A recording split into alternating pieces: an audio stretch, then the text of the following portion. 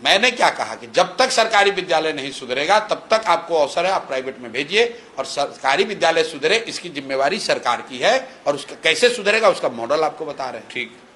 दूसरी बात मैंने कहा कि जो युवा है उसको रोजगार कैसे मिलेगा। अब आपने कहा तेजस्वी यादव की बात, तेजस्वी यादव का क्या मॉडल है कि हम सबको सरकारी नौकरी दे देंगे। मेरे भाई, इतने झूठ बोलने वाले लोग, या तो ये मूर्ख है या पूरे बिहार को मूर्ख बना रहे हैं। एक आंकड़ा दे रहा हूं, उसको याद रखिए। बिहार में चपरासी से लेकर मुख्य सचिव तक, संविदा कर्मी इंक्लूडेड, टोटल आज तक 23.25 लाख लोग ही सरकारी नौकरी करते हैं। आज जब हम और अब बात कर रहे हैं, बिहार में 23.5 लाख लोग सरकारी नौकरी करते हैं। ये तो कोई छुपी हुई डाटा नहीं है, जाके एक्सचेकर से देख लीजिए, सीएजी का डेटा निकाल लीजिए कि भाई कितने लोग को सैलरी गई। 23.5 लाख लोग, पॉपुलेशन के हिसाब से बना 1.97%। 2% लोग ही सरकारी नौकरी बिहार में करते हैं। भाई साहब का दावा है कि हम 10 लाख लोगों को नौकरी दे देंगे, 5 लाख तो दे दिया। कोई पत्रकार ये पूछने वाला नहीं है, और आप लोग कहते हैं आपने दिया कि नीतीश ने दिया, सम्राट चौधरी कह रहे हैं हमने दिया।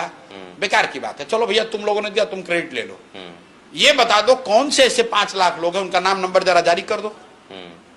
अगर बिहार, ये मतलब सिंपल सवाल, मैं ये नहीं समझ पाता हूं कि पत्रकार ये पूछता क्यों नहीं है कि सर आपने 5 लाख दिया, 8 लाख दिया, 50 लाख दिया, वो लोग हवा में तो है नहीं।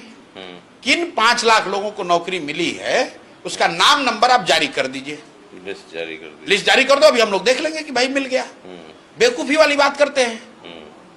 अरे भाई, जिनको नौकरी देने का ये लोग बात कर रहे हैं वो नौकरी नहीं दी गई, वो पहले से नियोजित शिक्षक थे, अब वो राज्यकर्मी का उनको दर्जा मिला, वो सर्विस कंडीशन बदला गया। उसके बाद जो 1.25 लाख लोगों को शिक्षकों की बहाली हुई है, उसमें गलत डोमिसाइल नीति की वजह से 70,000 से ज्यादा लोग तो बिहार के बाहर के लोग हैं जिनको नौकरी मिली है। और ये बेवकूफ कह रहे हैं कि हम 5 लाख लोगों को नौकरी दे दिए, और आप लोग ला के मॉडल हमको बता रहे हैं। और क्या सरकारी, अब इस पर आ जाए कि क्या सरकारी नौकरी से ये दूर हो सकता है? कभी नहीं हो सकता है। कभी नहीं हो सकता। क्यों नहीं हो सकता है? उसका एक लिमिटेशन है। लिमिटेशन उसका समझ लीजिए क्या है। हाँ। लोग वो कहीं मैंने सुना तेजस्वी का बयान कि बिहार में वैकेंसी बहुत है। हाँ।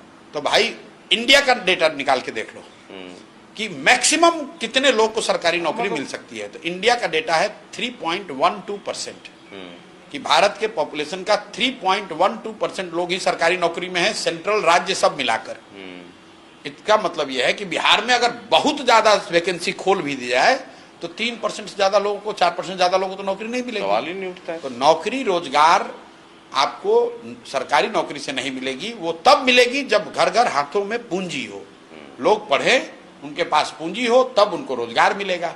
दुनिया में जितने देश हैं, आप जापान से शुरू कीजिए और जहां तक जाना है चले जाइए। आप जापान को देख लीजिए, ऑस्ट्रेलिया को देख लीजिए, साउथ ईस्ट एशिया को देख लीजिए, ईस्ट एशिया को देखिए, स्कैंडिनेवियन कंट्रीज को देखिए, साउथ अफ्रीका, यूरोप को देखिए, अमेरिका को देखिए, लैटिन अमेरिका को देखिए। लोगों ने कैसे रोजगार दिया है अपने यहाँ। रोजगार का बस 2 ही मंत्र रहा है, 3 मंत्र बेसिकली। लोगों ने अपने बच्चों प्राइमरी एजुकेशन में इन्वेस्ट किया, बच्चों को पढ़ाया।